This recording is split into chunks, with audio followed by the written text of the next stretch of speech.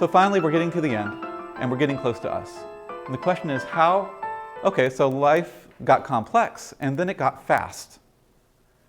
How did life get so fast? Well, the fastest part of biochemistry is the nervous system. And the nervous system has fast nerves, and they need fast elements. And this too, which elements they will use, is also predictable. You need fast responses to the environment, and as your predator gets faster responses to your environment, including you need to be able to respond to that and get yourself away from that predator. So there's sort of an arms race between predator and prey that involves quickness. So I want to show you an example. This is a do-it-yourself trick, and this is what I call 2 Rothkos for the price of 1. I'm going to show you a Rothko, and I hope this will work. I'm going to turn this down a little bit more. I want you to stare at the white dot in the center of the Rothko. It's going to be really obvious. I put it there. Rothko did not. Okay? So there's the white dot. And let's see if this works at this scale. And just keep staring at it. Try not to blink. And I'll count to 5. 1, 2, 3, 4, 5. And then for an instant, what did you see? See a little bit of blue there? For an instant, you have the blue being retained here, sort of the opposite color from the orange that was there. And also you also might have seen orange where the blue was, although that's a little bit harder to see. So if you stare at these things for long enough and then look at a blank wall or make the color go away, then you see the complementary colors. And you see those very fast. Your eye is desensitizing to them there. And so blue, orange, red becomes a different painting when you do that. So the eye is actually, when the eye sees, it's using colors to see. And you can see something about the colors that it uses when you look at the complementary colors that show up when you see the after image. As you see, light is hitting a pigment in the eye, and it travels to the brain through things that can be described as electrical or chemical, nerves.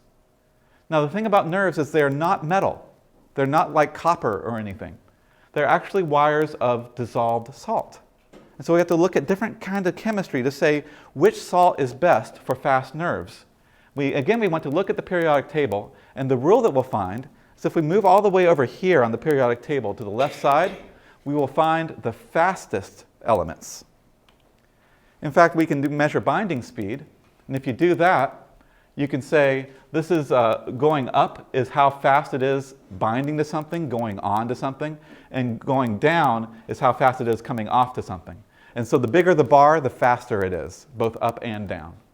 And if you look at this, copper, very fast on but very slow off. And over here, on the other hand, these, especially sodium and potassium, way here on the left side of the periodic table, and chloride on the other extreme, those are very fast on and very fast off. They are the fastest elements, and they happen to be the ones that our nerves use.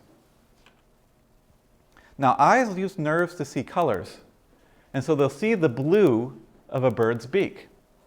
And there's an interesting pattern that you see to this colors that you might not expect. Okay? Here's a bunch of birds that do the color blue.